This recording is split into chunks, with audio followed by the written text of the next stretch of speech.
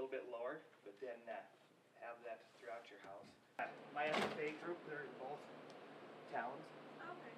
So. Oh, good. Okay, awesome. We'll take these anyways. Thank you.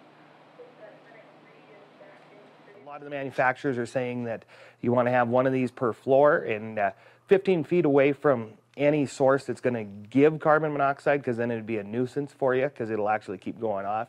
But close to bedrooms and about 5 feet high.